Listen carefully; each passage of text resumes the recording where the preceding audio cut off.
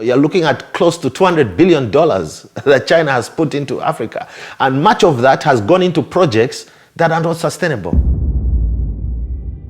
Most of the time it's like care about only the profit. The very spirit of investment is not fulfilled here because Pakistani labor is not being employed by the Chinese. So there is no benefit for Pakistani. China, economic giant and political superpower. Scene of rapid changes and an almost unbelievable economic growth. Although it was a poor developing country 3 decades ago, China is now the world's largest export nation. And the planet's leading lender since 2009. The world owes China trillions. Especially countries in the global south can profit from Chinese loans and become politically dependent. China is their biggest creditor. But is it a fair partner?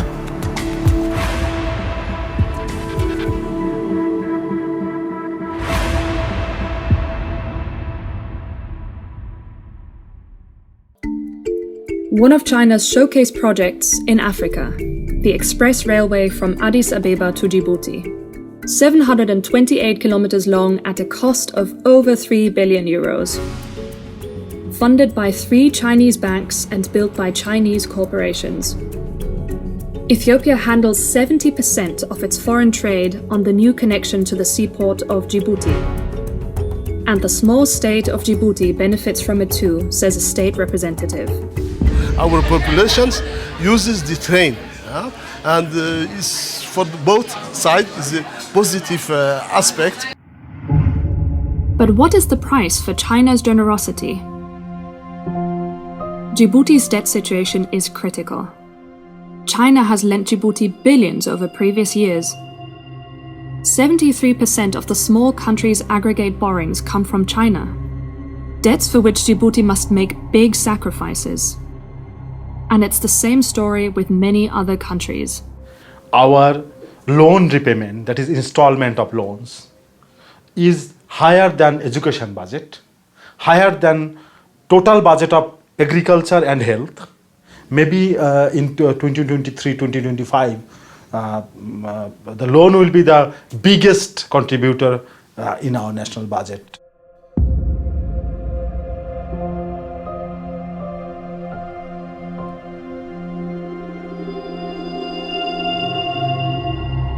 In Zambia, 40% of our budget is servicing debt. 50% of the budget is salaries, leaving 10% for everything else. We are paying more in debt service than we are paying for health. That is wrong.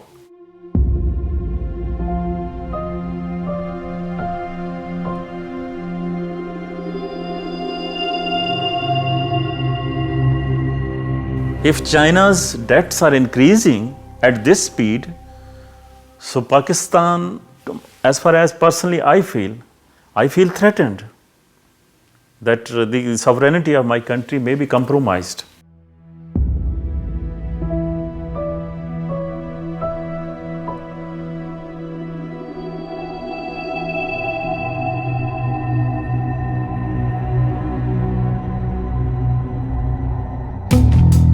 Is China plunging the global south with its loans into a crisis and making entire countries compliant?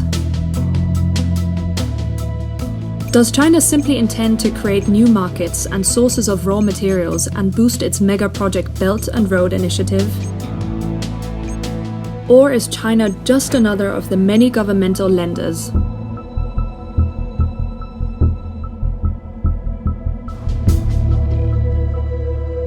Five German NGOs discussed the controversial issue at an international conference in Berlin.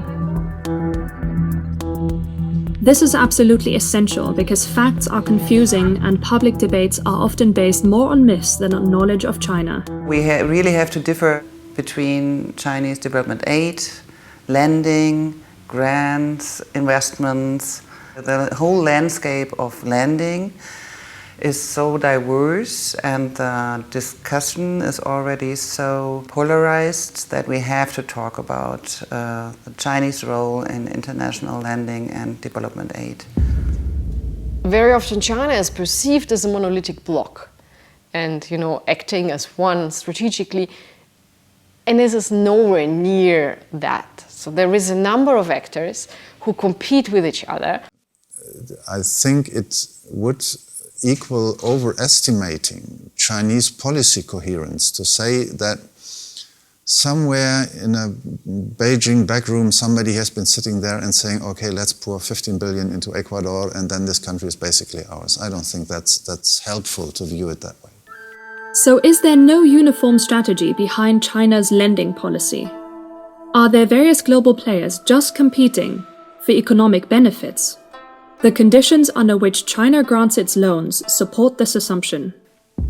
Da ist festzustellen, dass China Kredite zu deutlich höheren Zinssätzen vergibt, deutlich kürzeren Laufzeiten. Ein sehr hoher Anteil Chinas geht als Tight Aid, das heißt als liefergebundene Kredite. Das heißt, dass die Staaten bei der Kreditvergabe verpflichtet werden, für die Projektdurchführung chinesische Unternehmen zu beauftragen.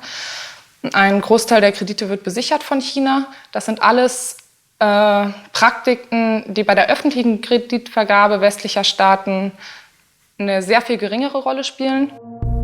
According to Western criteria, only a small part of the Chinese loans is seen as development aid in the true sense of the term. The share of these so-called concessionary loans amounts to almost 90% amongst all bilateral donor countries. When looking at China, it is less than 20%. How does this fit in with China's claims of international solidarity when financing development? China is going out with a model it experienced itself. So when China does aid projects, they are more or less trying to replicate what they did in terms of domestic economic development. Entwicklungspolitisch gesprochen ist das denn genau so ein Ansatz, so einen Big Push zu erzeugen in den Ländern. Also in einzelnen Ländern mit riesigen Finanzvolumen große Projekte umzusetzen, um damit sozusagen so einen Aufschwung zu erzeugen, um damit auch zum Beispiel zu indizieren, dass dann private chinesische Unternehmen in dem Land investieren, nachdem die sozusagen grobe Infrastruktur einmal angelegt wurde. So what at first glance could be understood as development aid is also intended to pave the way for transactions by Chinese companies. Zambia already has experience of this.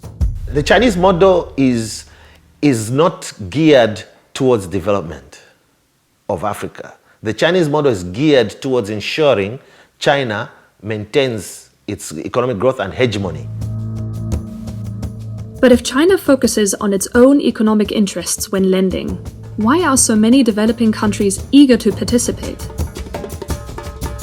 China has always had a policy of non-intervention in domestic affairs, okay? And so because of that, a lot of the African governments have gravitated towards the Chinese because the level of transparency when it comes to projects, finance, investments is not as high as when you're talking to, for example, a European investor or a US investor.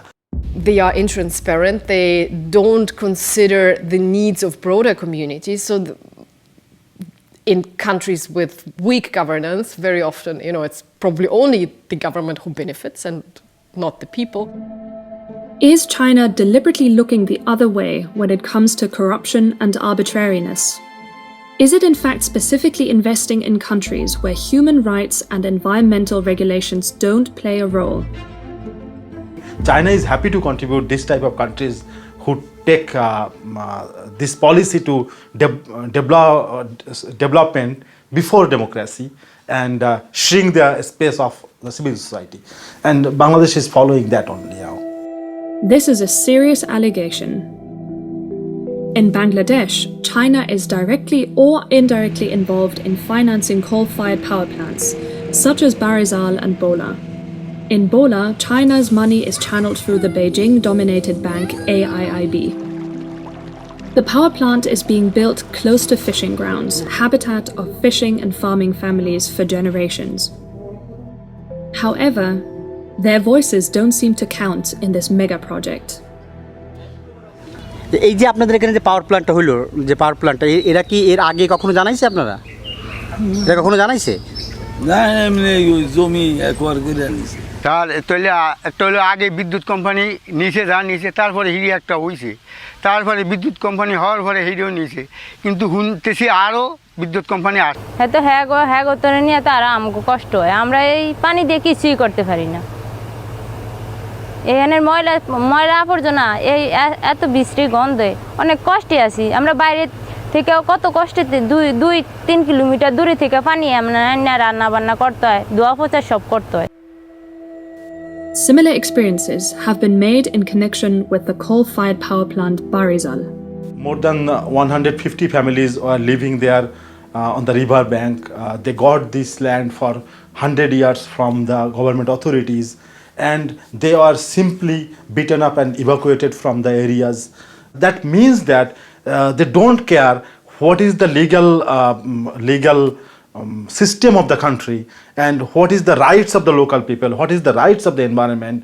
We have to take into account that this creditor is not acting before the background of concepts of democracy or participation, and therefore it will be very difficult to implement lending practices which take into account the voices of the people. Human rights and environmental standards, transparency and sustainability. These aspects don't seem to play an important role in China's lending. But do Western industrial nations fundamentally do better? I think China's lending practices are not so different from all the other lending practices we already are used to, and they all have the problem of discarding the human rights question. I think we measure China against how we would like to be and not how we often really are. In many countries of the global south, China's loans bring about major changes.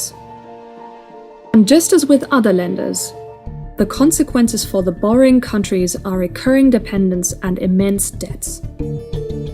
To some extent, China has had to realize that this can't continue. But is that enough? They have been taking part in debt cancellations where it was necessary, but they have not been doing it in a way that was somehow coordinated with what other creditors are doing. And we see there one of the major challenges for the time to come, because we are seeing the build-up of a new global debt crisis. And the question whether, and if so, how China can become part of multilateral solution, that is going to be an extremely crucial issue for the resolution of those crises. First of all, countries need to have a national development plan, and they need to have a China strategy to decide where does what China has to offer in terms of resources fit into the national development plan, and how can it be used in the best way. I'm very much rational, and I think we should be aware of the growing influence of China on Pakistan. We must be balanced. Our relations with India, Afghanistan, China, Russia and America, all those, there must be a technical balance. And this policy must be long-term policy.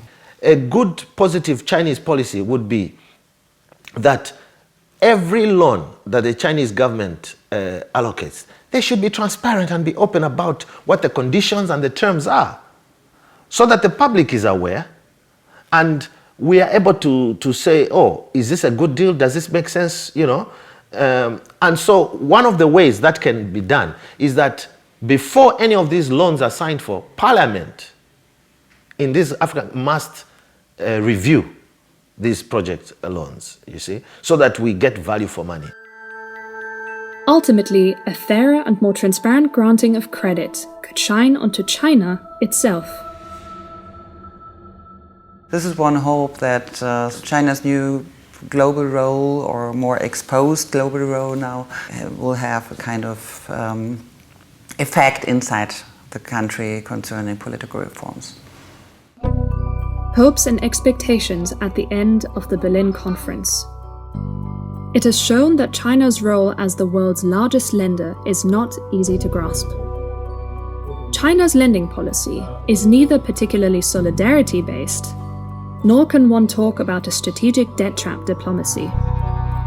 But it's clear that if China wishes to promote sustainable development in the global south, it must act with more transparency and write off more debts than in the past.